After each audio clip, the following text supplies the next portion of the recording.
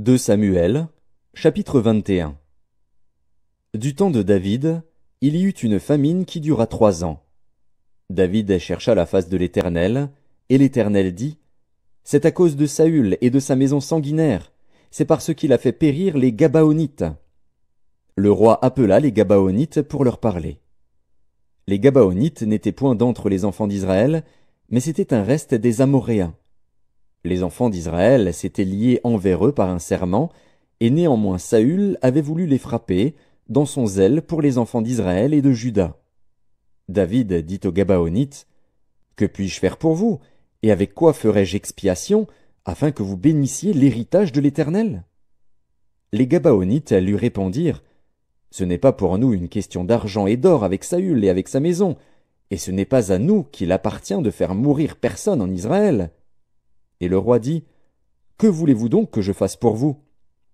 Ils répondirent au roi, Puisque cet homme nous a consumés, et qu'il avait le projet de nous détruire pour nous faire disparaître de tout le territoire d'Israël, qu'on nous livre à 7 hommes d'entre ses fils, et nous les pendrons devant l'Éternel à Gibéa de Saül, l'élu de l'Éternel. Et le roi dit, Je les livrerai. Le roi épargna Méphibosheth, fils de Jonathan, fils de Saül, à cause du serment qu'avaient fait entre eux, devant l'Éternel, David et Jonathan, fils de Saül. Mais le roi prit les 2 fils que Ritzpa, fille d'Ajja, avait enfantés à Saül, Harmonie et Méphibosheth, et les 5 fils que Mérab, fille de Saül, avait enfantés à Adriel de Méhola, fils de Barzilai. Et il les livra entre les mains des Gabaonites, qui les pendirent sur la montagne, devant l'Éternel. Tous les 7 périrent ensemble. Ils furent mis à mort dans les premiers jours de la moisson, au commencement de la moisson des orges. Ritzpa, fille d'Ajja, prit un sac et l'étendit sous elle contre le rocher, depuis le commencement de la moisson jusqu'à ce que la pluie du ciel tombât sur eux. Et elle empêcha les oiseaux du ciel de s'approcher d'eux pendant le jour, et les bêtes des champs pendant la nuit.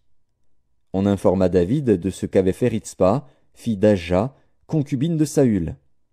Et David alla prendre les os de Saül et les os de Jonathan, son fils, chez les habitants de Jabès en Galaad, qui les avaient enlevés de la place de Beth-Shan, où les Philistins les avaient suspendus lorsqu'ils battirent Saül à Gilboa.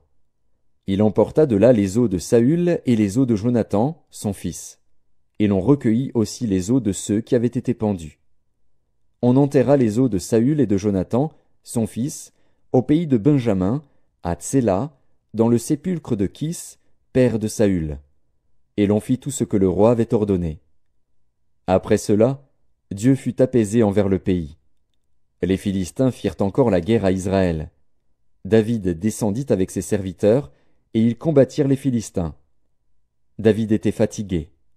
Et Jishbi-Bénob, l'un des enfants de Rapha, eut la pensée de tuer David. Il avait une lance du poids de 300 cycles d'airain, et il était ceint d'une épée neuve. Abishai, fils de Tseruja, vint au secours de David, frappa le Philistin et le tua. Alors les gens de David jurèrent, en lui disant, Tu ne sortiras plus avec nous pour combattre, et tu n'éteindras pas la lampe d'Israël. Il y eut encore, après cela, une bataille à Gob avec les Philistins. Alors Sibécaï, le Hushatite, tua Saph, qui était un des enfants de Rapha. Il y eut encore une bataille à Gob avec les Philistins. Et Elkanan, fils de Jaaré-Oregim, de Bethléem, tua Goliath de Gath, qui avait une lance dont le bois était comme une ensouple de tisserand. Il y eut encore une bataille à Gath. Il s'y trouva un homme de haute taille, qui avait 6 doigts à chaque main et à chaque pied, 24 en tout, et qui était aussi issu de Rapha. Il jeta un défi à Israël, et Jonathan, fils de Chiméa, frère de David, le tua. Ces 4 hommes étaient des enfants de Rapha à Gath. Ils périrent par la main de David et par la main de ses serviteurs.